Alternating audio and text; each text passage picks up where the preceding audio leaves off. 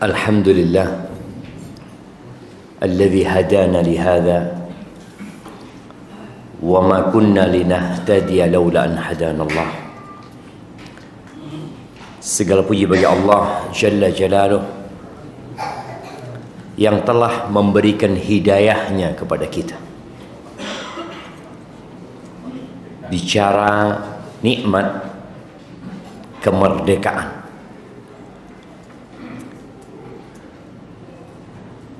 lebih dari 200 negara mungkin.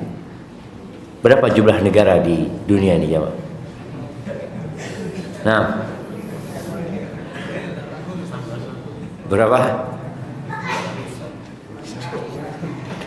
200 berapa?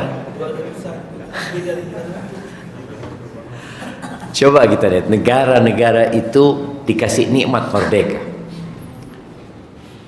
Muslim dan non-Muslim sama-sama. Tapi bicara nikmat hidayah, tidak semua Allah kasih. Bahkan di antara 8 miliar manusia. Berapa jumlah penduduk situ Bondo? Antum ini subhanallah. Oh, di mana jemaah? Tak pate mekere. Nah, berapa jumlah penduduk situ Bondo? Coba lihat, coba di Google, coba lihat. Berapa? 600, sejuta lebih. Berapa? 684 2023. Tidak sampai 1 juta jemaah. Mungkin nanti kita kirim penduduk Jember ke sini jemaah. Karena Jember ada 2,4 mungkin. Subhanallah ya. Ya, di antara 8 miliar manusia, yang muslim itu kira-kira 2 miliar. Artinya mereka yang mendapatkan hidayah dari Allah untuk memeluk agama Islam. Yang mana kita tahu innad dina 'indallahil Islam. Sesungguhnya agama yang diridhai Allah itu hanya Islam. Itu 2 miliar. Dan di antara 2 miliar itu tidak sedikit yang Islamnya hanya KTP. Istilah Islam KTP itu dulu sering kita dengar jemaah. Tertulis di KTP-nya Islam, tapi di rumah Allah nggak pernah hadir. Sholat Jumatan juga enggak. Sampai subhanallah, anak pernah ke Denpasar, di situ ada masjid yang katanya sholat subuhnya seperti sholat Jumat ya. Masjid Baitul Ma'mur ya. Anak tanya sama pengurusnya, apa yang menjadi daya tarik masyarakat itu kok mau memakmurkan masjid? Pengurusnya cerita, makan? Bukan makan. Ternyata mereka menyampaikan kepada masyarakat muslim yang nggak sholat ke masjid, waktu mati jangan dibawa ke masjid. Iya jemaah. Loh, mereka hidup nggak ke masjid, mati suruh ke masjid. Ini Odi tak pernah ke masjid. Mumpung mati jangan atraki ke masjid gitu kan. Akhirnya mereka bikin kesepakatan, yang tidak sholat di masjid kalau mati ya sudah disolatkan tapi di rumahnya.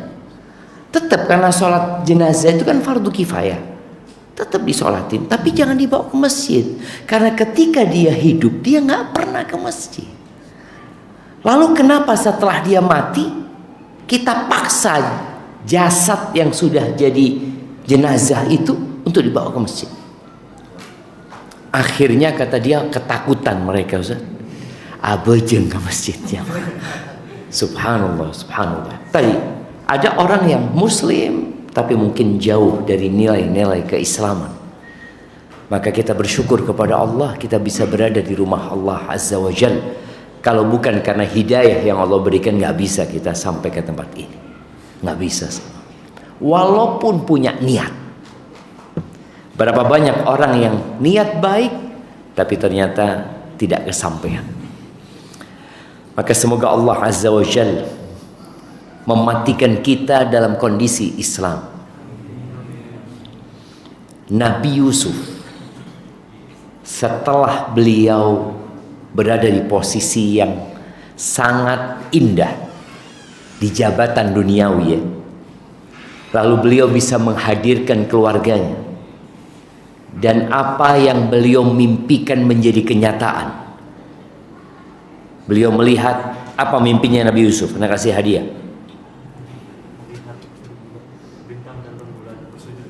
Melihat bintang. Berapa bintang? Masalah. Nah, berembajan. Berapa jemaah? Ini. Berapa? 11. Mak teti sangat. Fadhal. Inni ra'aitu ahada asyara kaukaban wasyamsa wal qamar. Aku melihat 11 bintang. Benih sangat, benih betok. Aku melihat 11 bintang bersama mentari dan rembulan. Ra'aituhum li sajidin. Aku melihat dia sujud. Mereka sujud buat aku. Bayangin dia. Akhirnya menjadi realita. Setelah perjalanan panjang. Ini kalau kita bicara kemerdekaan, setelah ujian melawan penjajah umpamanya, kalau Allah berikan kenikmatan, Nabi Yusuf ketika sudah Allah berikan nikmat itu, beliau berdoa mengatakan tawaffani musliman wa alhiqni bissalihin. Disebutkan oleh banyak penafsir, beliau minta mati. Ya Allah, matikan aku dalam kondisi Islam. Sudah selesai ya Allah. Mari sudah ya Allah.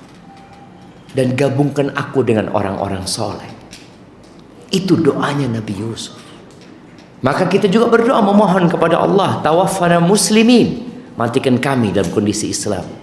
Wa alhiqna bissalihin, dan gabungkan kami dengan orang-orang soleh. Kalau melihat ya keluarga kita meninggal dunia dalam kondisi Islam, kita itu senang coba. Apalagi matinya insya Allah husnul khatimah. Bagaimana dengan kita? Wallahu a'lam. Nggak ada jaminan kita akan mati seperti mereka mati dalam kondisi Islam. Maka semoga Allah memberikan rahmatnya kepada kita. Allahumma salli wa sallim ala abdika wa rasulika sayyidina wa maulana Muhammadin wa ala alihi wa ashabihi ajma'in, amma ba'd. Proklamasi itu terjadi pada hari Jumat. Sekarang hari Jumat, tanggal 17 Agustus. Tapi waktu itu terjadi pada bulan Ramadan, Jumat Ramadan. Anda tahu tanggalnya tanggal berapa di bulan Ramadan? Tahun berapa?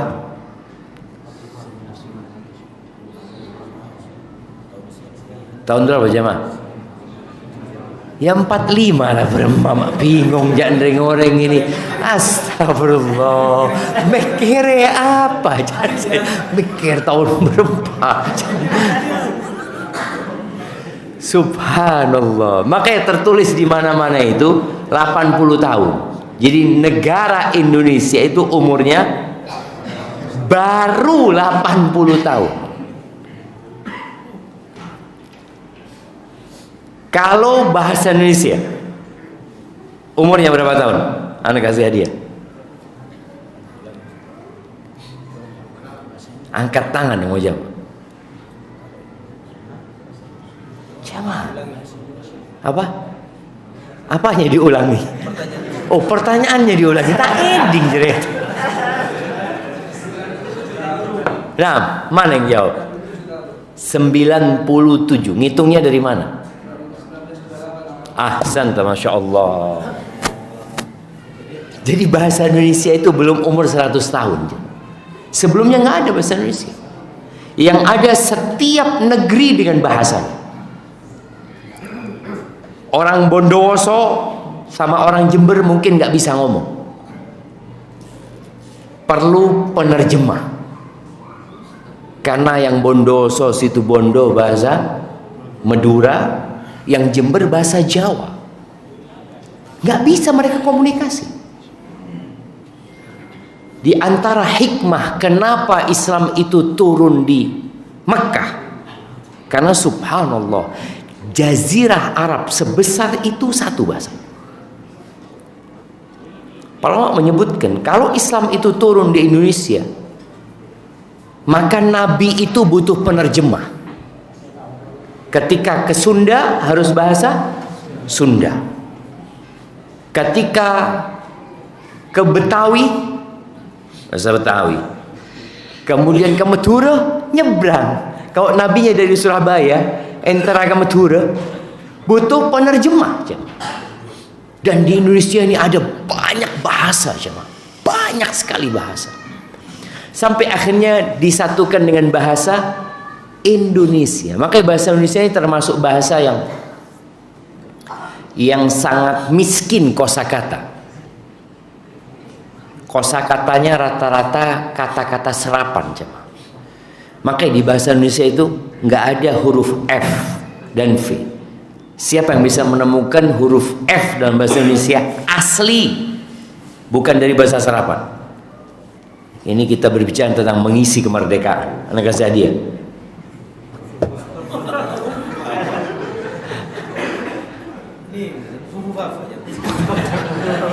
Mari jemaah, bahasa Indonesia. Nah, huruf F bahasa Indonesia atau V, tidak apa. Nah, Fata Morgana dari bahasa apa itu? Dari bahasa Inggris. Nah, fakir dari bahasa Arab. Rengku itu ya. Apa? Foto. Ada tandi yang tidak punya. Apa? Rengku kan? Tidak ada. Jadi kalau kita lihat faedah, ya, manfaat, itu bahasa Arab. Nggak punya. Karena bahasa Indonesia tadi baru, umurnya nggak sampai 100 tahun. Digabungkan dari bahasa ini, kemudian muncul KBBI, Kamus Besar Bahasa Indonesia. Baik, berbicara tentang negeri kita yang merdeka tanggal 17 Agustus tahun berapa? 45, Pak Tepak, cuk bingung tahun berempah jamaah. Tahun 1945 di pembukaan undang-undang di alinea 1 disebutkan bahwa sesungguhnya kemerdekaan itu ialah hak segala bangsa. Oleh sebab itu, maka penjajahan di atas dunia harus dihapuskan karena tidak sesuai dengan peri kemanusiaan dan peri keadilan. Kita sepakat dengan hal itu ya. Tapi ternyata Bung Karno sebelum kemerdekaan, beliau itu sudah menyebutkan beberapa kriteria atau indikator negara itu sedang dijajah. Ini Bung Karno menulis ya di sebuah koran kalau nggak salah ya. Iya, surat kabar Suluh Indonesia. Beliau nulis ini tahun 1930. Sebelum merdeka. Beliau ingin menjelaskan bahwa negeri kita sedang dijajah. Apa tanda-tanda? Maka beliau menyebutkan ciri-ciri negara terjajah. Yang pertama, negeri tersebut menjadi penyedia bahan mentah bagi negara-negara industri, negara maju. Negara yang dijajah itu dia adalah negara yang menyediakan bahan mentah bagi negara-negara industri. Kita seperti itu tidak. Dulu Jelas di masa Belanda. Kalau kita lihat sungai-sungai atau parit-parit yang ada di situ Bondo ini, siapa yang bikin? Belanda. Iya. Bagaimana hasilnya itu dikirim ke Belanda. Kemarin sempat terjadi keributan di negeri kita tentang bagaimana pengiriman timah, bagaimana pengiriman emas ya. Yang itu dikirim bahan mentahnya sama tanah-tanahnya dikirim. Yang dikelola di tempat negara-negara maju tersebut. Akhirnya Indonesia minta bagaimana itu dikelola di Indonesia. Supaya kita memang nggak terlihat terjajah. Yang namanya coklat.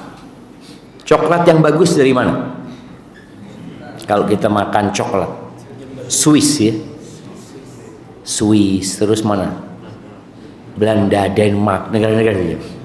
Emangnya di sana tanam coklat? Yang tanam di mana? Indonesia yang tanam. Jember termasuk ini. Ya, ciri-ciri ini coba kita lihat apakah setelah kita merdeka apa yang disebutkan Bung Karno itu ada di negeri kita. Bahwa kita menjadi penyedia bahan mentah untuk negara-negara maju. Mereka maju, mereka punya industri yang besar, kita hanya menyediakan bahan mentah. Nanti dikirim lagi ke Indonesia dengan harga yang selangit. Padahal itu dari negeri kita. Ini menunjukkan kita dijajah.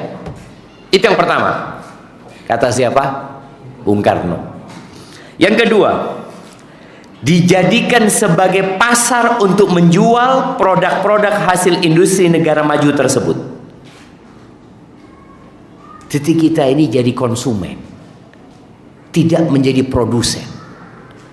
Kita menjadi penyedia bahan, bukan kita yang memproduksi.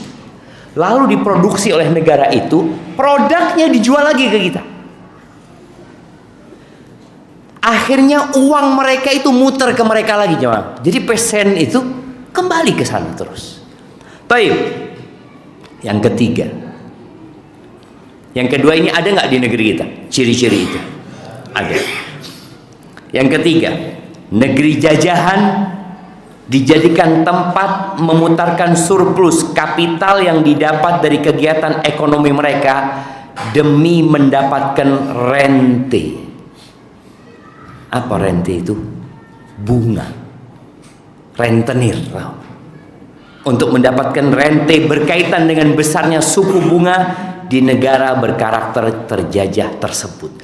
Jadi ketika mereka punya uang lebih, itu dipinjemkan sama negeri-negeri ini ya. Mereka nggak usah kerja tapi dapat bunga. Dan itu yang terjadi dengan banyak negara-negara kita pun. Berapa harus membayar bunga kepada negara-negara maju tersebut? Ini ucapan Bung Karno sebelum merdeka. Karena beliau memperhatikan bagaimana kondisi Indonesia pada saat itu, lalu beliau menyimpulkan 3 ciri ini. Sayangnya setelah kita merdeka, sebagian ciri ini atau bahkan semuanya masih ada di negeri kita. Kita tidak dijajah lagi secara fisik, tapi kita dijajah secara ekonomi, secara politik kadang-kala. Jemaah rahimakumullah, ana tidak hendak membahas itu. Ana menukil ini dari ucapan Ketua DPD RI pada tahun 2013 ya, Bapak Irman Gusman. Beliau menyebutkan hal itu. Maka semoga kita bisa menjadi lebih baik. Adapun kita buat rakyat, Allah Azza wa Jalla berfirman di surat Ibrahim ayat 34. Allah mengatakan wa atakum min kulli ma sa'altumuh wa in ta'uddu ni'matallahi la tuhsuha innal insana la zalumun kafar. Dan Allah Azza wa Jalla memberikan kepada kalian apa aja yang kalian minta. Kalau kalian hendak menghitung nikmat yang Allah berikan, kalian nggak bakalan bisa. Sesungguhnya manusia adalah makhluk yang sangat zalim dan sangat kafir. La zalumun kafar. Kita sering lupa dengan nikmat Allah Azza wa Jalla. Orang itu biasanya baru akan merasakan nikmat kalau nikmat itu hilang. Baru berasa. Contoh, kapan kita merasakan nikmat tangan kita nih? Di saat kita sakit, tahu-tahu nggak bisa gerak, kita tahu ya Allah, ternyata nikmat tangan ini. Oksigen nih, kapan kita bisa benar-benar mensyukuri nikmat oksigen? Ingat waktu COVID kemarin, ketika oksigen langka, mau beli nggak ada, bayangin. Sampai cerita di rumah sakit itu ya, orang-orang yang sakit tergeletak, nunggu oksigen, nggak ada oksigennya. Tiap hari kita menghirup oksigen, nggak pernah kita, ya Allah, alhamdulillah, ya Allah, nikmat ternyata hamba ya Allah. Tapi ketika dia sakit, dipasang oksigen di mulutnya, ya Allah, ya Allah, baru dia menyebut asma Allah Azza wa Jalla. Manusia itu benar-benar makhluk yang sangat zalim dan sangat kafir. Kemiskinan dan kesulitan itu biasanya menciptakan orang-orang yang kuat. Coba. Generasi yang dijajah dulu, bagaimana melahirkan pahlawan-pahlawan untuk mengusir penjajah. Dan mereka mengusir penjajah. Mereka benar-benar mengalami fase dijajah dan fase merdeka. Jadi mereka bisa membedakan antara nikmat yang Allah berikan kepada mereka. Tatkala mereka sudah merdeka. Kita semua lahir sudah merdeka. Siapa yang lahir sebelum merdeka? Anda kasih hadiah. Pola beda jemaah. Iya. Umur 80 tahun. Siapa yang umur 80 tahun? Ada. Lihat.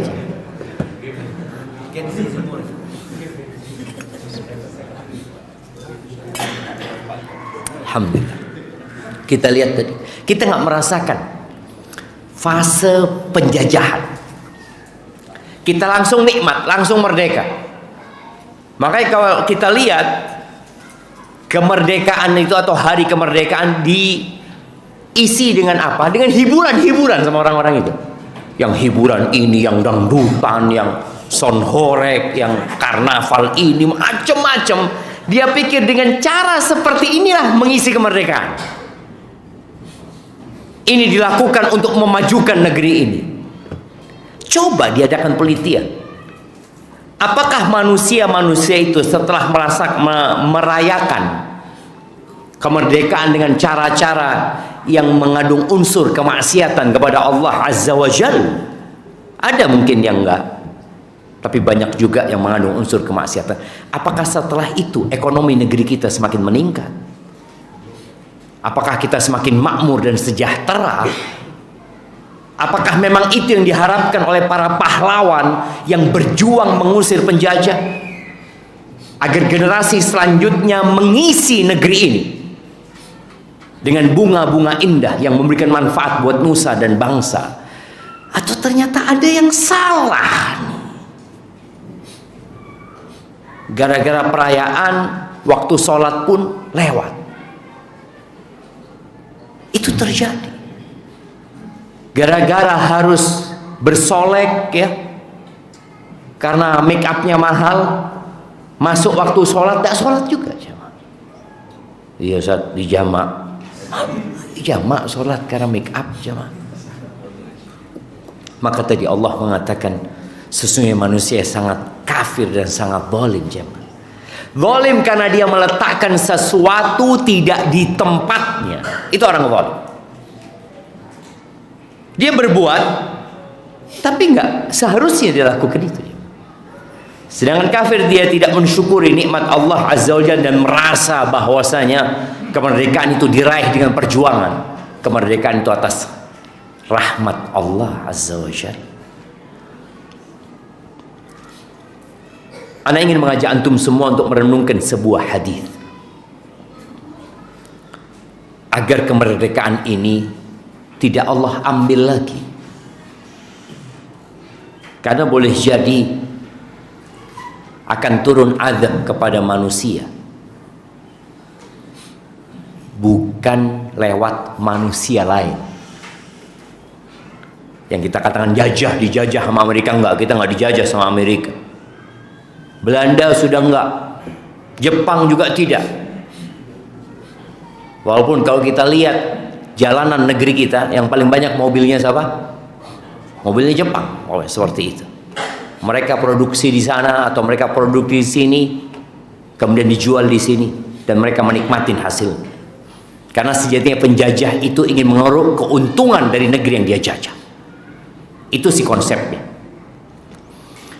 Hadis ini diriwayatkan Ibnu Majah dari Ibn Abi Malik an abihi an Atha bin Abi Rabah an Abdullah bin Umar, dari Abdullah bin Umar bin Khattab radhiyallahu anhuma. Qala aqbala alaina Rasulullah sallallahu alaihi wasallam faqala. Suatu hari Rasulullah sallallahu alaihi wasallam menghadap kepada kami. Lalu beliau berkata, "Ya ma'syaral muhajirin, khamsun idza tulitum bihinna wa a'udzu billahi an tudrikuhunna." Wahai kaum muhajirin, ada 5 perkara kalau kalian dikasih bala itu maka berat sekali dampak buruk dari bala tersebut. Dan aku berlindung kepada Allah, jangan sampai kalian hidup mendapati 5 perkara ini. Yang pertama, lam tadharil fahishatu fi qaumin qat hatta yu'linu biha illa fasha fihim at-ta'un wal auja allati lam takun madat fi aslafihim alladhina madaw. Yang pertama, tidaklah al-fahisyah nampak, tersebar, merajalela di satu kaum, perzinaan, LGBT, apabila itu sudah menyebar di mana-mana sampai-sampai mereka mengumumkannya. Dulu orang zina itu sembunyi-sembunyi. Sekarang sebagian orang berzina di video dan kemudian disebarkan kemana-mana, ditonton oleh orang banyak. Dia umumkan zina, homoseksual dan lain-lainnya. Apa yang Allah akan beri, apa hukuman yang Allah akan berikan kepada mereka? Maka akan tersebar di tempat mereka at-ta'un, wabah penyakit. Dan penyakit-penyakit yang belum pernah ada di generasi yang sebelumnya. Kemarin kita tahu COVID-19 ketika menimpa dunia, karena memang urusan perzinahan ini dunia sudah terang-terangan mengumumkannya. Na'udzubillah min dzalik. Bahkan dianggap wajar. Dulu itu bahasa Maduranya apa? Lambe, jemaah. Waktu anak SD, anak masih ingat, di kampung itu ada pernikahan, tapi warga kampung itu malas menghadirinya karena ngandung gado, saya ini tahun 98, 89. Jadi dulu itu suatu aib yang masyarakat sangat mengencamnya. Sekarang dianggap sudah biasa, ya. Ya bermana anak ngode. dianggap sesuatu yang bukan lagi fahisyah. Beberapa public figure yang melakukan perzinaan nggak malu jemaah. Orang itu setelah melakukan perzinahan biasanya dia akan takut menyembunyikan diri ketemu. Ini tidak. Bahkan oleh media tetap diangkat, dijadikan iklan dan public figure yang seakan-akan harus ditiru. Beberapa mungkin public figure, artis-artis punya anak tanpa suami, dianggap biasa. Dan beberapa waktu yang lalu, dulu di zaman Belanda itu disebut kumpul kebo ya.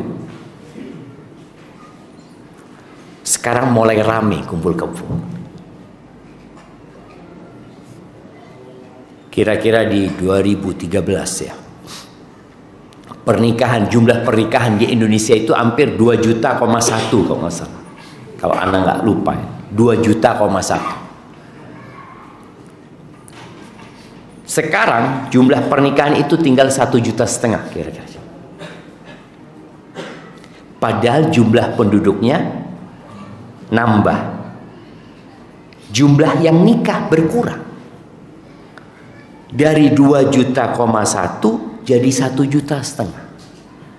Di antara 1,5 juta ini yang hampir 1,5 juta bercerai. Ada masalah. Dulu orang berpikir kalau ingin menyalurkan syahwatnya ya harus nikah. Atau maaf, kalau orang yang nggak bertakwa dia akan ke tempat pelacuran.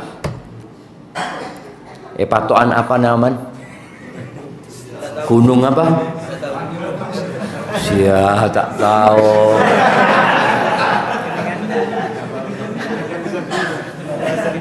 Apa? Gunung apa jemaah? Gunung Sampan. Tapi sudah nggak ada sekarang kan? Tinggal namanya. Kapan terakhir ke sana? Tinggal naman ini ya. Iya jemaah. Sekarang nggak perlu lagi Gunung Sampan, nggak perlu lagi Gunung Berkai atau gunung apa jemaah ya. Gunung macam-macam. Karena sekarang sudah pakai handphone jemaah. Sudah pakai handphone. Itu yang orang-orang yang melacurkan diri. Tapi yang lebih dari itu, ada orang yang kumpul satu kos-kosan, kumpul satu rumah, tapi tidak nikah. Bahkan dianggap hal itu percobaan untuk hidup dalam rumah tangga. Apa bahasanya?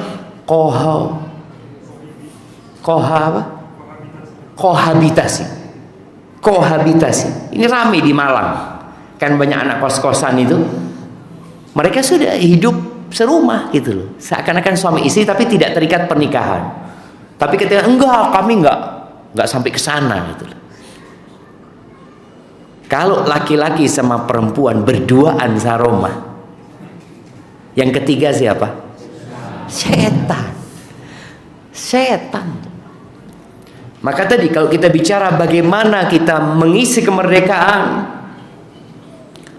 tolong yang mampu menikah segera menikah. Ya ma'syarasy syabab, wahai kaula muda. Saya dengar ya, saya tua aja mikirin ini kebe saya ngode. Ya ma'syarasy syabab, man istata'a minkumul ba'a falyatazawwaj. Barang siapa yang memiliki kemampuan membayar maharnya, kemampuan memberikan nafkah kepada istrinya, hendaklah dia menikah. Akabin. Jangan berpikir, saya akan mengejar mimpi saya dulu. Montak di Roma tak kabina saya. Ini salah. Bagaimana kita lihat ada orang yang sampai umur 50 tahun tak di Roma, pakun kontrak. Mati di rumah kontrakan. Kalau nunggu di Roma tak bin kabin ini jemaah. Tapi alhamdulillah dia bisa punya anak. Anaknya menikah, anaknya sekolah, tapi tetap di rumah kontrakan. Karena ada yang berpandangan bahwasanya menikah itu harus mapan dulu. Tidak. Menikah itu harus punya kemampuan memberikan nafkah, bayar mahar, Dan bicara nafkah, sandang, pangan, papan. Berarti kan harus punya tempat tinggal. Naam. Tapi nggak harus milik sendiri. Tapi untuk ke sana perlu pendidikan yang matang untuk menikah. Karena terus terang, kenapa aturan pemerintah itu berubah-berubah? Dulu aturannya umur 17 tahun nikah. Terus sekarang jadi umur 19 tahun sekarang. 19 tahun. Apa mau jadi 21? Benar. Wallahu a'lam. Memang mungkin bisa jadi berubah. Akan berubah terus. Kenapa? Karena mereka melihat nih anak-anak tidak dewasa-dewasa. Dulu lulus SMP, lulus SD bisa kabin ya, Pak. Bisa alakoh. Betul. Sekarang lulus kuliah belum tentu siap menikah, tapi berzina sudah. Tahun 2013, Ana masih ingat pulang dari Medina, abah Ana itu ngomong, Indonesia ini maju selangkah sekarang. 2013. Ana tanya kenapa, Bang? Kejadian kalau nggak salah di Gresik atau di mana? Anak SMP jadi mucikari, bukan jadi pelacur. Dia jadi mucikari, acuil cakanjana saya cuy. Kepada lelaki hidung belang. Itu anak SMP 2013 yang lalu. Sudah 12 tahun yang lalu. Jadi kalau bicara siap menikah, fisiknya siap menikah. Maka kemudian terjadi perzinahan. 2-3 tahun yang lalu atau 1 tahun yang lalu mungkin ingat anak SD dan SMP yang sudah memperkosa. Anak SMP, anak 4 atau berapa sama SD, 3-nya anak SD kalau nggak salah, itu memperkosa. Mereka secara syahwatnya diberi tontonan-tontonan yang membuat syahwat itu mendidih di dalam dirinya. Tapi ketika mau nikah jangan dulu, kita siap situ. Loh, kalau belum siap dipersiapkan. Karena Allah sudah menyebutkan dalam Al-Quran, Zuyyina linnas hubbus syahawat. Ditanamkan di dalam diri manusia kecintaan kepada syahwat. Itu sudah ada. Minan nisa wal banin ya. Jadi tadi kalau bicara apa yang harus dilakukan, ya sudah persiapkan anak ini untuk menikah. Karena dia punya syahwat. Kalau tidak disalurkan ke yang halal, disalurkan ke yang haram. Mau tidak mau, jemaah. Sedangkan tatkala ditunda, akhirnya dia salurkan ke yang haram. Nikah pun kadangkala, aduh, gak terlalu penting menikah. Nikah itu merepotkan. Apalagi punya anak. Ahsan tidak nikah. Kalau mau nyalurkan syahwat, ya sudah tinggal disalurkan. Banyak perempuan-perempuan yang na'udzubillah yang seperti itu. Maka agar negeri kita tidak lagi dikasih azab sama Allah dengan wabah-wabah penyakit yang mematikan yang tidak ada di umat-umat sebelumnya, hendaklah kita menghindari perzinahan. Wala taqrabuz zina. Allah mengatakan jangan mendekati zina. Dulu orang itu kalau mau nonton film itu harus ke bioskop. Setelah itu video di rumahnya. Setelah itu VCD, DVD. Kemudian sekarang handphone sudah, nggak perlu kemana-mana. Itu yang pertama. Yang kedua, walam yanqusul mikyala wal mizan illa ukhidhu bis-sinin wa syiddatil ma'unah wa jawri sultan alaihi. Tidaklah penduduk negeri itu mengurangi timbangan dan takaran. Nih bisnismen yang melakukan penipuan dengan mengurangi timbangan atau takaran, Allah akan berikan hukuman apa? As-sinin, kekeringan, paceklik yang panjang, wasyiddatil ma'unah, harga menjadi tinggi, biaya hidup semakin mahal. Yang ketiga, wa jawri sultan alaih, dikasih pemimpin yang zalim buat mereka. Jadi ternyata pemimpin yang zalim itu hukuman dari Allah. Ternyata mahalnya barang-barang kebutuhan itu hukuman dari Allah. Kita kan mengatakan, oh ini pemimpin yang zalim ini. Loh, kok bisa dikasih pemimpin yang zalim? Ternyata rakyatnya yang zalim duluan.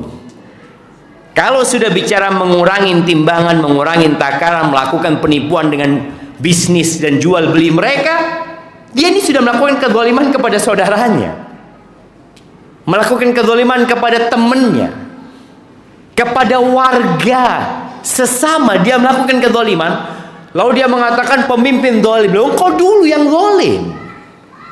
Itu hukuman dari Allah Azza wa Jalla. Ini sabda Nabi alaihi salatu wassalam. Tidaklah mereka berbisnis dengan cara yang haram tadi, mengurangi timbangan dan takaran. Hukumannya apa? Paceklik yang panjang. Yang kedua, harga yang tinggi, biaya hidup yang mahal.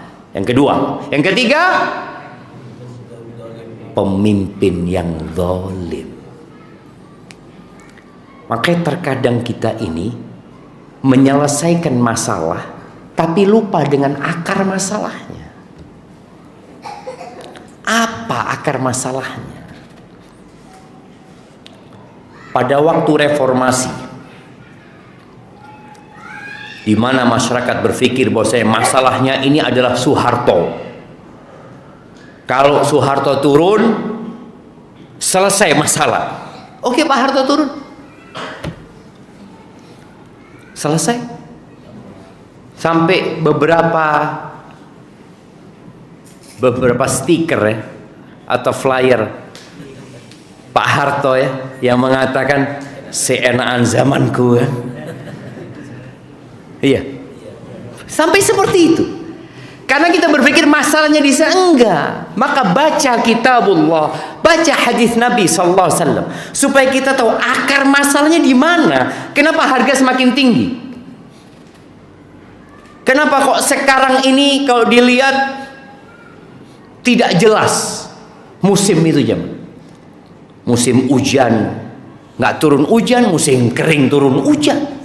Dikatakan kemarau basah. Loh, gimana sih? Kemarau itu kering, ya itu beremang.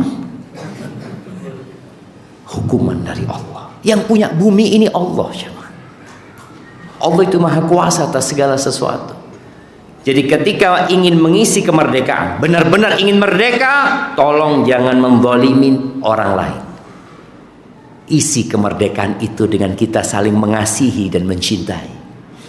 Dan di antara hak saudara sesama muslim itu, idastan sohaka fansohu. Kalau dia minta nasihat, kasih nasihat. Kadang-kala ada orang mau beli barang sama kita. Kita tahu nih orang nggak tahu barang.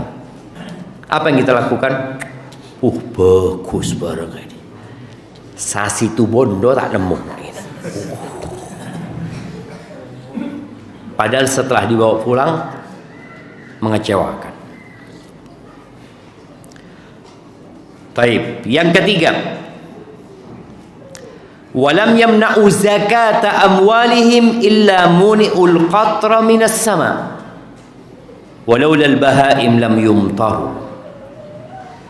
Tidaklah orang-orang di negeri itu menghalangi penunaian zakat harta mereka. Mereka tidak mengeluarkan zakat harta mereka karena banyak orang nggak tahu cara mengeluarkan zakat. Dia pikir, terus terang anak punya keluarga dulu juga berpikir zakat itu ya zakat fitrah itu ya,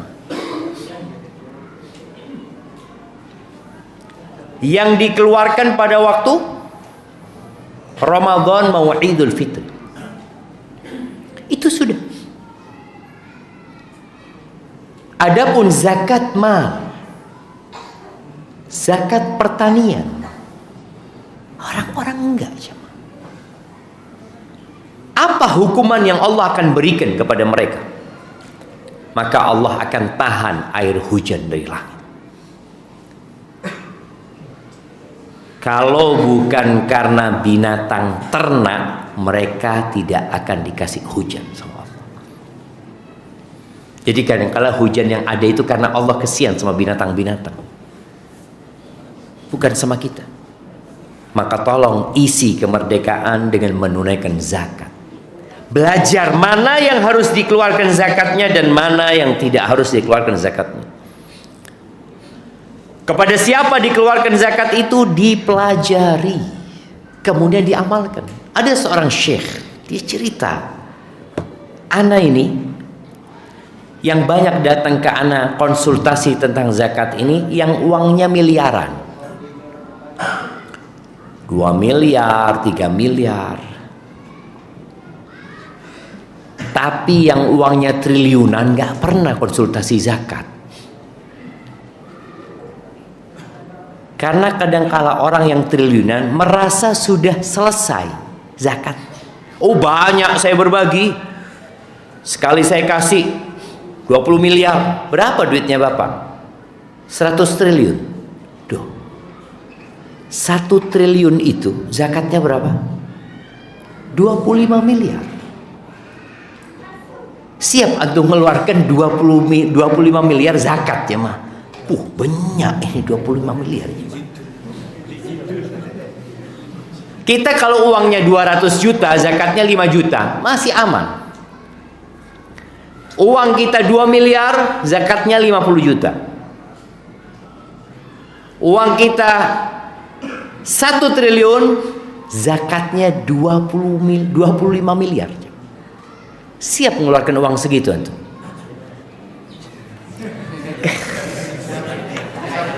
Kalau nggak siap, jangan jadi orang kaya, jam.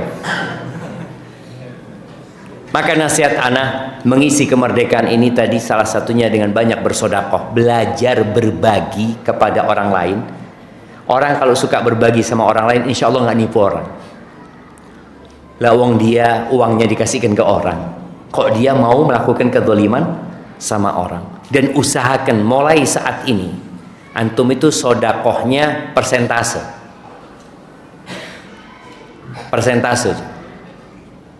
Umpamanya anak pokoknya mau sedekah kalau punya rezeki 5% lah, bukan zakat ya. Kalau zakat kan haul ya, kemudian sampai nisab. Kalau uang anak cuma 10 juta Ustaz, ya enggak wajib zakat. Uang anak 100 juta wajib zakat. Jemaah,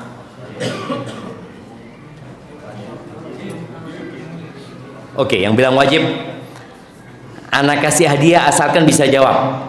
Mana yang ngomong wajib? Kenapa kok wajib? Karena sudah mencapai nisab. Berapa nisabnya? 85 gram emas. Berapa sekarang 85 gram emas?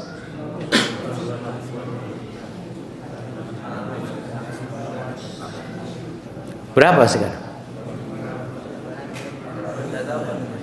1 gram sekarang 1,7, 1,8.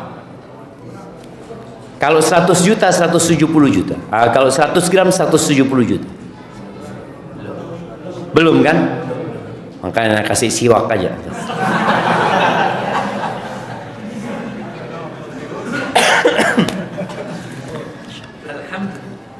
Nah jemaah, tadi enggak wajib. Antum punya uang 100 juta enggak wajib zakat. Tapi usahakan sedekah. Sedekahnya persentase. Berapa? Anggap mau sedekah 2,5%, enggak apa-apa. Setiap gajian, gaji enggak ada zakatnya. Setiap anak gajian, gaji anak 5 juta, anggap anak mau mengeluarkan 2,5%. Berapa berarti? Berapa jemaah? 125. Ya, 125 atau 5%, 250. Belajar sudah keluarkan. Atau 10%, 500 ribu.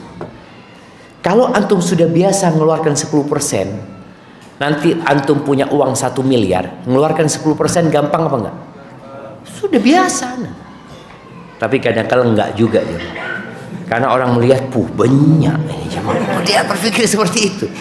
Padahal sebenarnya yang kita keluarkan itu yang akan kita dapatkan kelak pada hari kiamat. Yang tersisa akan kita tinggal. Baik. Yang keempat, walam yanqudu ahdallah wa ahda rasulih illa sallallahu alaihim aduwan min ghairihim fa akhadhu ba'da ma fi aydihim. Dan tidaklah mereka melanggar perjanjian Allah dan perjanjian Rasul. Kita ini punya janji sama Allah. Apa janjinya? Janjinya mentauhidkan Allah Azza wa Jalla dan tidak menyekutukan Allah dengan sesuatu apapun. Kita punya perjanjian dengan Rasul sallallahu alaihi wasallam. Asyhadu an la ilaha illallah wa asyhadu anna Muhammadar Rasulullah. Ada janji yang harus kita jaga. Mempercayai semua berita Nabi SAW, melaksanakan perintahnya, menjauhi larangannya, beribadah dengan syariatnya. Ini ada janji kita sama Rasul SAW. Dan tidaklah orang-orang di negeri itu melanggar perjanjian dengan Allah dan Rasulnya, melainkan Allah akan kirimkan penjajah ke negeri mereka. Ini kata Nabi SAW, yang akan menguasai apa yang mereka miliki. Kalau kita lihat di negeri kita, berapa banyak sumber daya milik negeri kita, penguasanya siapa? Asing. Allah kirimkan penjajah itu untuk menguasai negeri itu. Oh, gara-gara pemerintahnya? Bukan.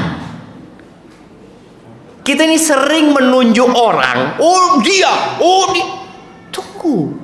Engkau ketika mengatakan dia, itu 3 ke dirimu, 1 ke dia, ini 3 ke kita. Boleh jadi kita masalahnya.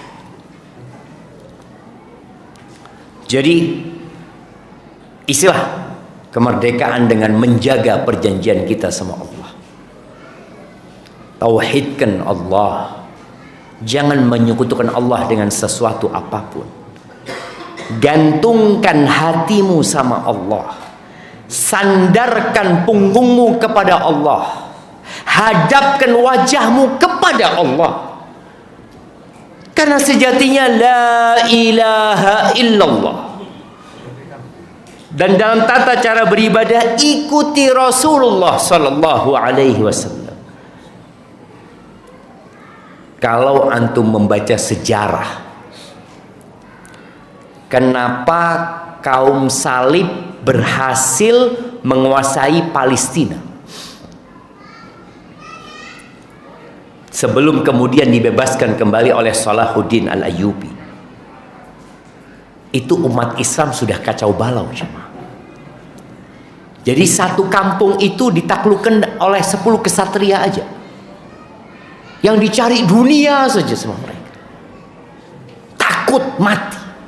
Jadi hubbud dunya wa karahiyatul maut itu membuat mereka terlena dengan dunia mereka. Akhirnya dikuasai itu jemaah yang namanya Palestina. Ya, hampir 100 tahun kemudian baru diambil lagi oleh Salahuddin Al-Ayyubi. Tapi Salahuddin Al-Ayyubi tidak serta-merta kemudian menguasai, tidak. Dipersiapkan rakyatnya. Rakyatnya yang harus dipersiapkan agar mereka menjadi orang-orang yang tidak lagi melanggar perjanjian dengan Allah dan Rasul. Kalau tidak, yang ngirim musuh itu Allah. Bayangin, Allah yang ngirimkan. Kemudian yang kelima ini berkaitan dengan pemerintah. 1, 2, 3, 4 itu berkaitan dengan semuanya, rakyat dan pemerintah. Yang kelima ini kata Nabi sallallahu alaihi wasallam, wa ma lam tahkum a'immatuhum bi kitabillah wa yatakhayyaru mimma nazzalallah atau anzalallah illa ja'alallahu ba'sahum bainahum. Tidaklah para pemimpin mereka berhukum dengan kitabullah dan tidak memilih hukum yang diturunkan Allah. Apa hukumannya? Melainkan Allah akan menjadikan permusuhan di antara mereka sendiri. Jadi sesama rakyat berantem, ribut. Itu juga hukuman dari Allah Azza wa Jalla. Tidak ada yang dapat memberikan solusi terhadap permasalahan kecuali yang menurunkan masalah itu sendiri. Allah Azza wa Jalla yang memberikan masalah kepada kita, dan Allah turunkan solusi. Allah utus Nabi Muhammad alaihi salatu wassalam dengan Al-Quranul Azim. Maka ahibati fillah, isilah kemerdekaan ini dengan hal-hal yang bermanfaat.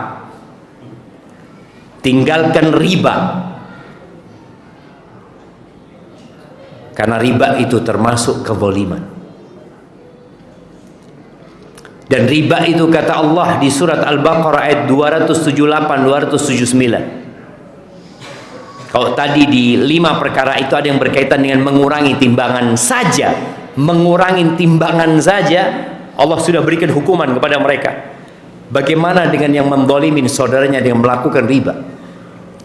Kata Allah, ya ayyuhalladzina amanu taqullaha wa dharu ma baqiya minar riba in kuntum mu'minin.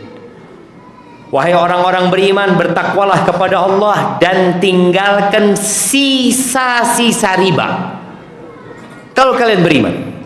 Fa in lam taf'alu fa'dhanu biharbin minallahi wa rasulih. Kalau kalian tidak melakukan itu, maka diumumkan perang. Dengan siapa? Perang dengan Allah dan Rasulnya. Maka hati-hati. Kemudian yang lagi rame di negeri kita,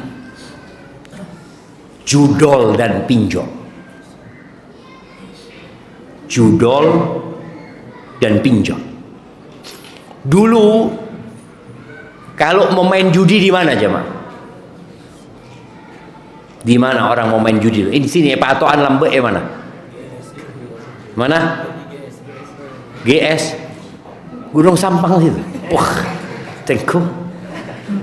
Ada yang judi sabung ayam. Biasanya di mana? Kuburan. Tek-ngetek mereka takut. Jadi dulu orang mau main judi itu malu karena kelihatan sama orang lain. Akhirnya perjudian itu tidak terlalu merajalela. Sekarang judi itu di HP. Nggak perlu dia keluar rumahnya. Nggak perlu ditanya-tanya sama istrinya. Dia di kamarnya bisa main judi. Dan didukung judi ini oleh kekuatan-kekuatan besar yang Polri katanya menutup, buka lagi, terus seperti itu. Dan sebagian rakyat Indonesia berpikir judi itu bisa membuat orang kaya. Di mana ada orang kaya karena judi? Ada Ustaz, bandarnya. Memang bandar itu ketika melakukan bisnis itu, dia memikirkan itu. Sedangkan antum ketika main judi, antum tahu, yang main 9 orang, yang menang 1. Jadi kesempatan menangnya berapa persen? 10%. 90%-nya kalah antum. Iya, pola saya 10%. Pola saya 10%. Bayangkan akal sehatnya tidak dipakai ya, Mak. Orang itu ketika bisnis dia akan ngitung kira-kira potensi keuntungan Anda berapa persen. Dikatakan 10%. Oh enggak, tanduk saya. Orang kalau bisnis akan mikir. Tapi karena judi enggak. Berapa banyak orang-orang yang akhirnya gajinya habis dengan judi online. Yang itu akan berdampak kepada pekerjaannya. Setelah judi online kalah, datang kancana judi online, nyaman pinjol. Bah, situ mon butuh fulus, beda. Betul jemaah, ini akhirnya jalan bersama. Banyak orang-orang terlilit pinjol gara-gara judi online. Na'udzubillah min dzalik. Maka tadi pinjolnya riba, mengumumkan perang sama Allah Azza wa Jal. Judulnya juga perbuatan dosa besar. Yang Allah Azza wa Jal berfirman di surat Al-Maidah ayat 90-91. Kata Allah, ya ayyuhalladzina amanu innamal khamru wal maisir wal ansab wal azlamu rijsun min amali syaitan fajtanibuhu la'allakum tuflihun. Wahai orang-orang yang beriman, sesungguhnya khamr,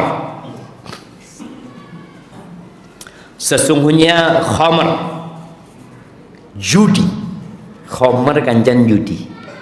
Makan biasanya yang namanya kasino-kasino itu acuan khamr. Tempat-tempat itu biasanya jual khamr. Kemudian berhala-berhala, undian-undian jemaah. Rijsun min amali syaitan. Najis dari perbuatan syaitan. Tinggalkan. La'allakum tuflihun, agar kalian menjadi orang-orang yang beruntung. Kenapa sih syaitan ini suka dengan yang namanya judi dan khamr? Kata Allah, innama yuridu syaitan, yang diinginkan syaitan, ayyuqi'a bainakumul adawata wal baghdha fil khamri wal maisir.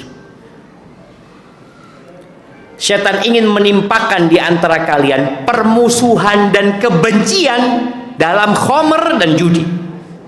Wa yasuddakum an dzikrillah wa anis shalah, dan membuat kalian jadi nggak bisa sholat, dihalangi dari melaksanakan sholat, dari mengingat Allah Azza wa Jal. Fahal antum muntahun, kalian berhenti enggak? Allah tanyai. Tapi ternyata banyak yang tidak berhenti. Maka hal ini benar-benar menjadi PR buat kita semua. Tadi, jangan bermudah-mudahan mencari kambing hitam, menyalahkan orang. Boleh jadi kita yang menjadi penyebab semua itu. Baik, kita alhamdulillah kita berada di akhir Jumat ya. Waktu yang sangat mulia. Semoga doa-doa dikabulkan.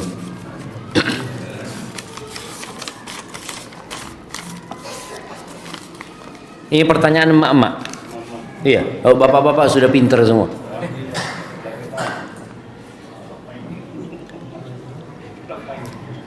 Bismillah. Izin bertanya Ustaz, apakah salah seorang istri yang mengingatkan suaminya untuk tidak mengikuti lomba Agustusan di kantornya yang di situ terdapat campur baur dan tampaknya aurat laki-laki dan perempuan? Mohon nasihatnya untuk kami. Jazakumullah khair. Itu tadi jamaah. Ketika kita mengisi kemerdekaan dengan sesuatu yang dimurkai oleh Allah Azza wa Jalla, maka yang ada azab dari Allah. Bukan kemajuan buat negeri kita, bukan kesejahteraan untuk rakyatnya. Maka tatkala orang hendak melakukan sebuah hiburan, maka lihat apakah hiburan ini, apakah acara ini termasuk acara yang diridhai Allah Azza wa Jalla, mubah, atau enggak, di situ ada banyak dosa. Dulu sound horeg, sekarang sound horeg lagi rame kan, lagi rame, bahkan ada fatwa yang mengharamkannya. Kalau mungkin orang-orang yang faham dengan fatwa ulama-ulama terdahulu tentang musik, selesai urusannya. Sekarang ribut karena mengganggu. Kalau nggak mengganggu nggak apa-apa buat mereka. Tapi kalau kita menilik, jumhur ulama berpendapat haram gitu. Selesai urusannya. Apalagi bercampur laki perempuan. Apalagi di situ ada joget-jogetan tadi. Ada berbagai macam kemaksiatan. Maka kalau istri mengingatkan, seharusnya dia ingatkan suaminya. Kadang-kadang kala laki-laki ini seneng kalau campur baur ya. Sampai ada cerita jamaah haji Indonesia, jamaah haji Indonesia ini naik pesawat, pertama kali naik pesawat jamaah. Kan pramugarinya ya tinratin lah jamaah. Kan memang dipilih yang seperti itu mereka. Ini jemaah haji Indonesia tanangah Pak keluar dari kursinya aja mah. Wah, mari, malah nyeting ya. Mari ketika lewat itu biar nyentuh itu jamaah.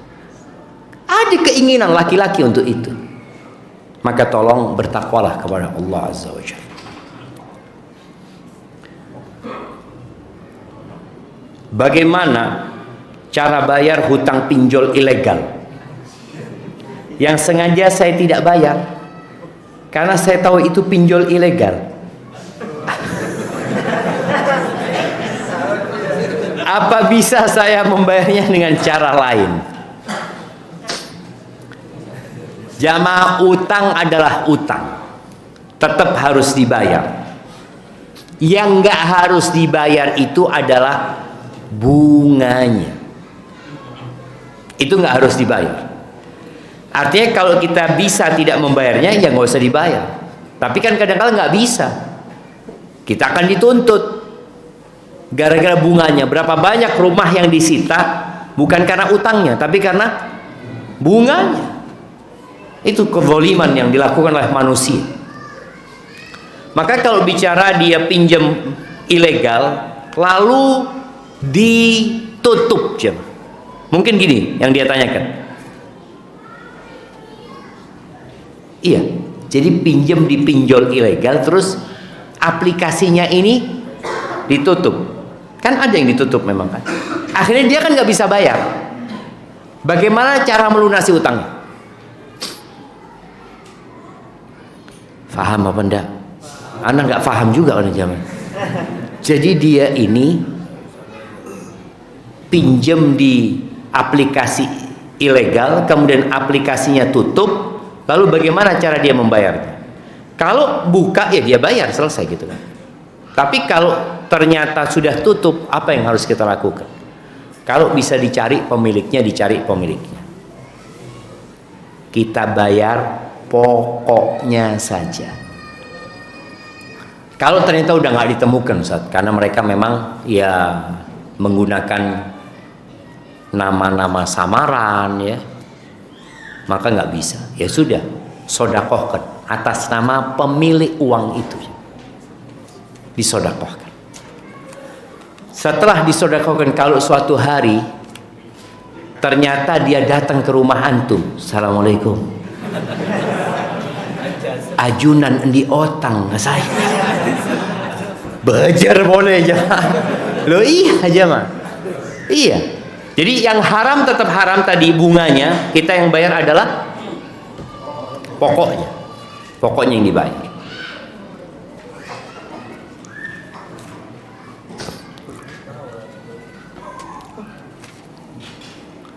Izin bertanya Ustaz, apakah termasuk dosa kabair? Merenges nih jemaah. Jika sound system dinyalakan, dibunyikan ketika waktu sholat berlangsung. Baca Quran lebih keras dari suara temannya, kemudian mengganggu dia, itu dosa. Baca Quran. Maka kalau orang-orang yang mau menyetel sound kadangkala, maka jangan sampai mengganggu. Ini sound yang halal, anggap soundnya itu halal. Suara yang dikeluarkan di situ adalah hal yang baik. Gitu. Tapi kalau ternyata mengganggu, maka tetap nggak boleh. Maka kecilkan atau gimana? Tadi yang baca Quran, ketika antum tahu di sebelah antum ada orang yang juga ngaji, ya jangan sampai mengganggu dia.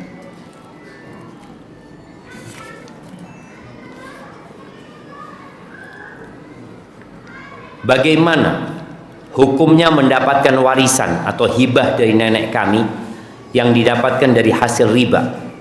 Karena kami baru tahu info tersebut dari keluarga. Mohon pencerahannya.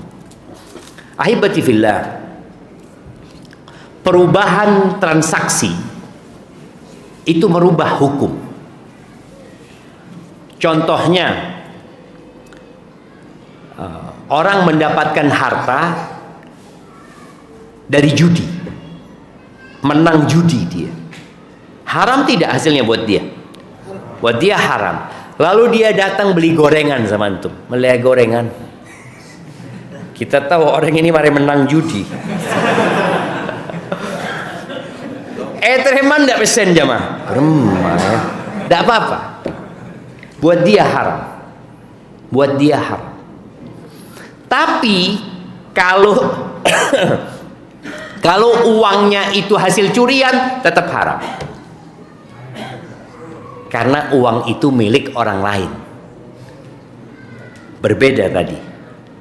Kalau ini dia dapat sepeda motor kemudian dia jual ke kita.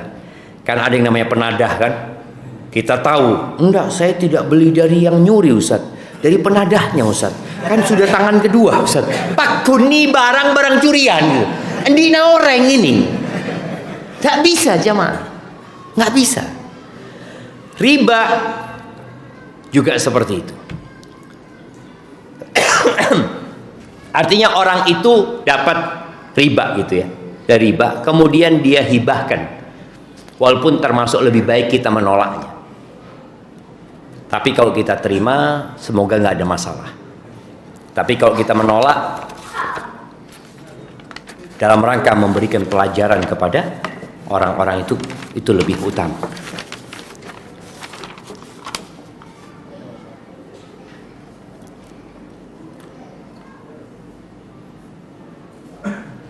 Ustadz izin bertanya, bagaimana cara membentengi hati untuk tidak kalah dengan syahwat?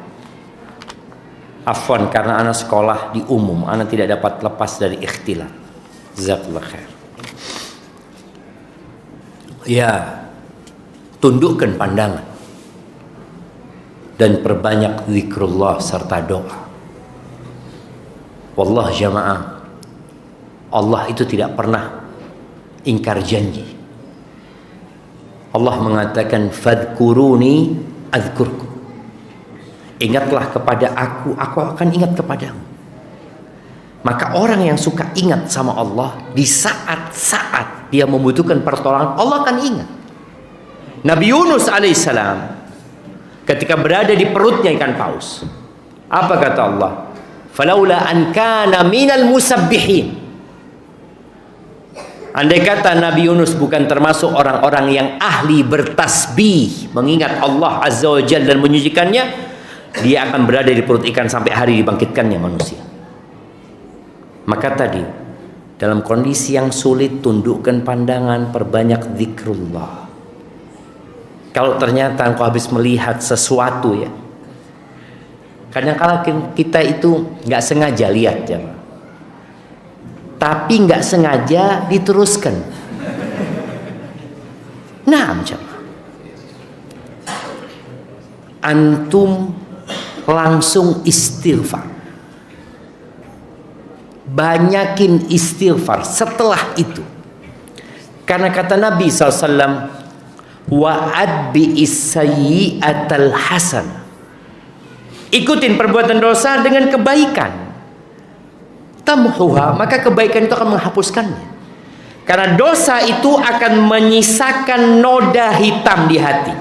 Gara-gara ngeliat jadi ada noda, ada nokta hitam di hati kita.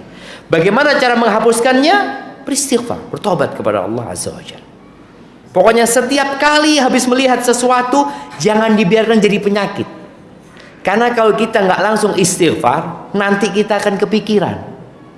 Kayak umpamanya kita ngelihat ada perempuan lewat depan rumah, dan subhanallah, fitnah di luar rumah dan di dalam rumah lebih besar mana sekarang jemaah?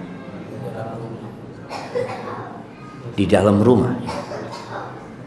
Dengan adanya handphone ini, fitnah di dalam rumah ketika antum sendirian di dalam kamar nggak ada yang ngelihat, lebih dahsyat daripada keluar. Itu yang terjadi. Maka tadi supaya kita setelah melihat umpamanya lalu kita kepikiran, sudah duduk taruh istighfar sampai tenang. Baik. Dan kalau antum bisa puasa, perbanyak puasa sunnah, karena puasa itu juga dapat menundukkan syahwat kita.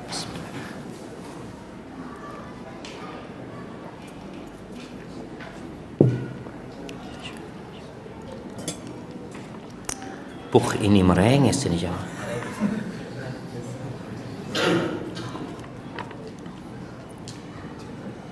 Oh, ini pertanyaannya memang sudah dicetak sama dia jemaah. Dan dikosongin nama ustadznya. Tinggal ustadz siapa beri nyama.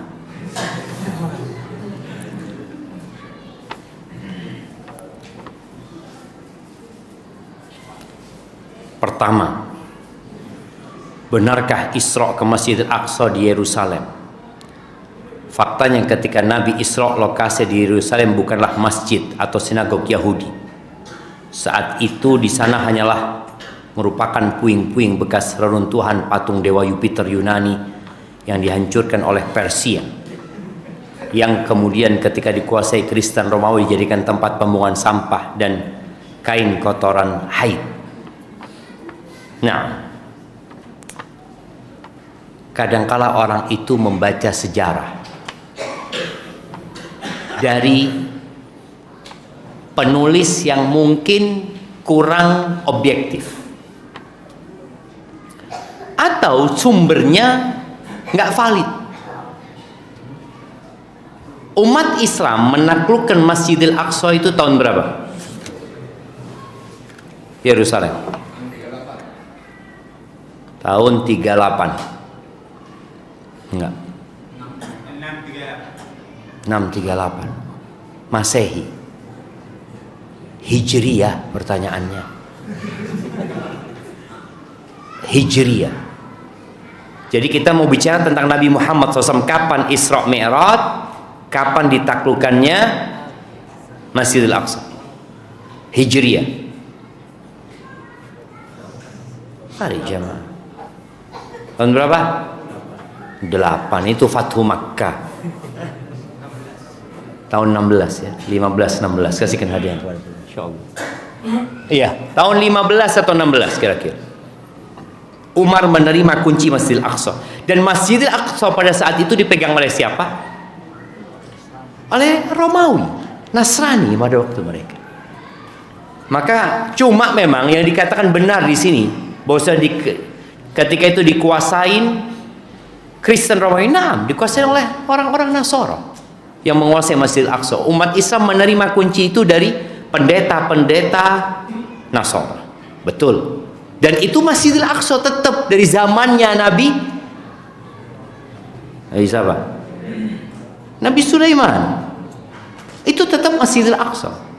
Dan disebutkan yang membangun Masjidil Aqsa itu bahwasanya Nabi Yakub alaihissalam.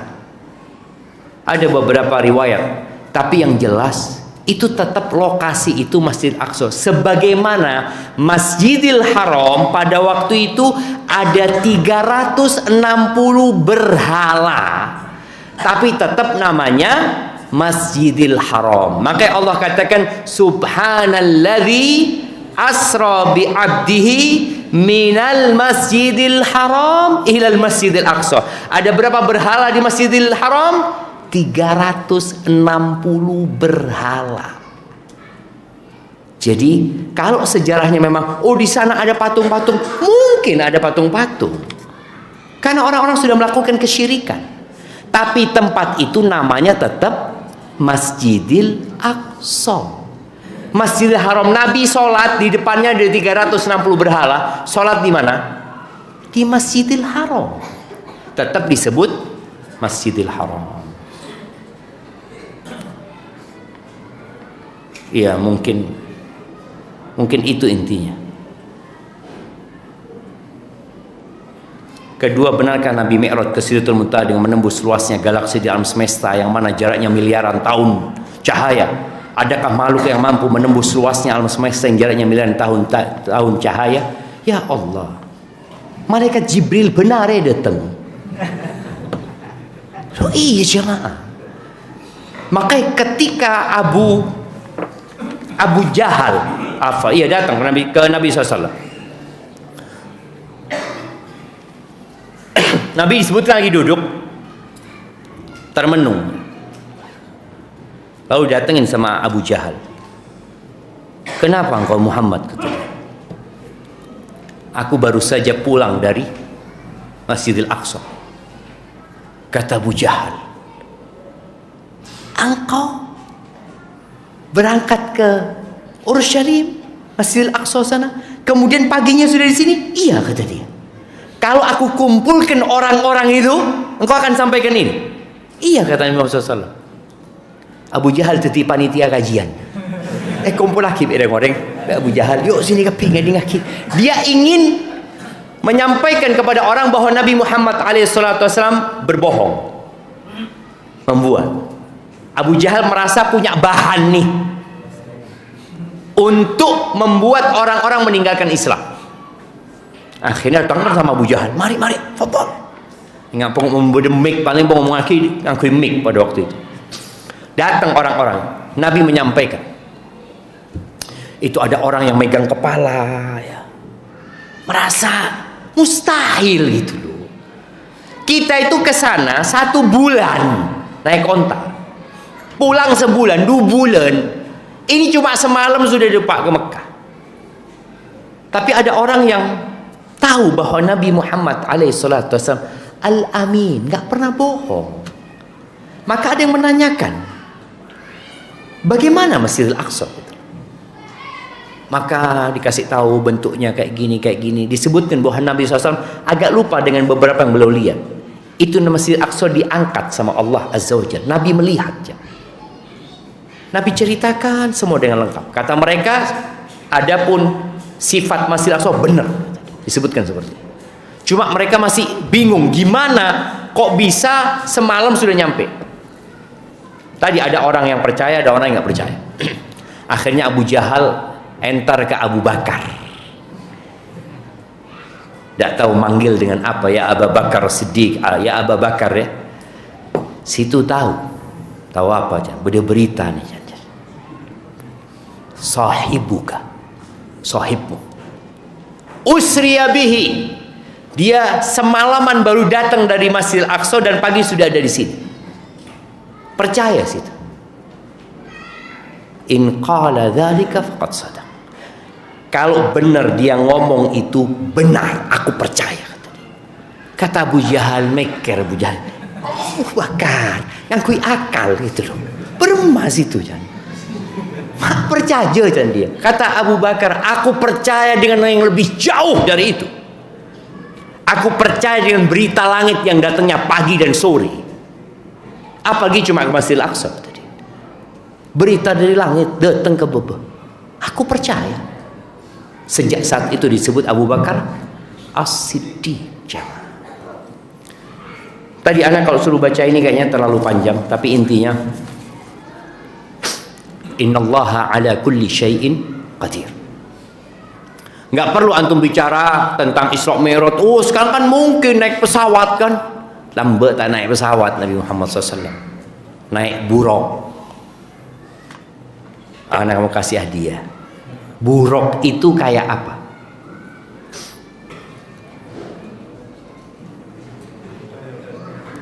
Buruk. Hah? Kuda.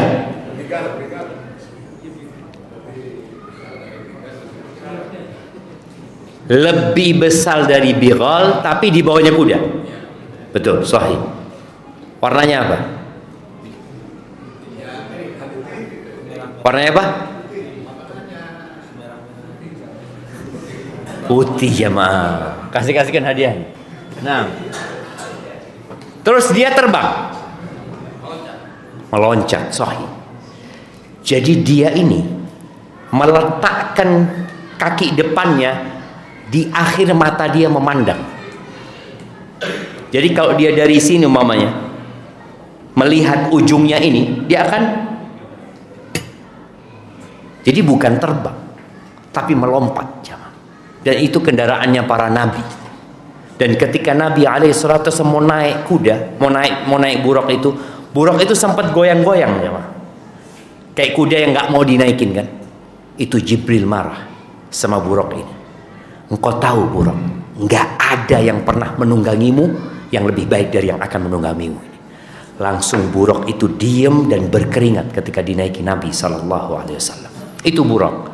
Adapun Mi'rajnya tidak disebutkan pakai apa. Yang jelas Mi'rajnya itu wallahu alam ya. Banyak para ulama menjelaskan tengah-tengah bumi itu adalah Ka'bah. Jadi Ka'bah itu bersambung langsung dengan Baitul Ma'mur. Tapi ketika Nabi Isra, Nabi nggak langsung ke atas, tapi Nabi menuju seperti ini. Wallahu a'lam bishawab, ini disebutkan oleh para ulama. Tapi yang jelas mi'rajnya pakai apa? Beliau mi'raj berangkat dengan Jibril ke atas sana. Dan Jibril biasa naik turun dari langit. Kalau ngakui lift, paling ngakui lift setelah satu lift ya, apa cuma. Jadi wallahu a'lam, tapi yang jelas innallaha ala kulli syai'in qadir. Itulah jemaah yang bisa saya sampaikan pada kesempatan kali ini. Masih ada waktu untuk berdoa ya, memohon kepada Allah Azza wa Jalla. Manfaatkan waktu yang ada untuk meminta kebaikan dunia dan akhirat. Apabila yang anak sampaikan benar itu dari Allah Azza wa Jalla, kalau ada yang salah itu dari diri anak pribadi, Allah dan Rasul yang terbebaskan dari kesalahan itu. Jazakumullah khairan. Subhanakallahumma wa bihamdika asyhadu an la ilaha illa anta astaghfiruka wa atubu ilaik. Wassalamualaikum warahmatullahi wabarakatuh.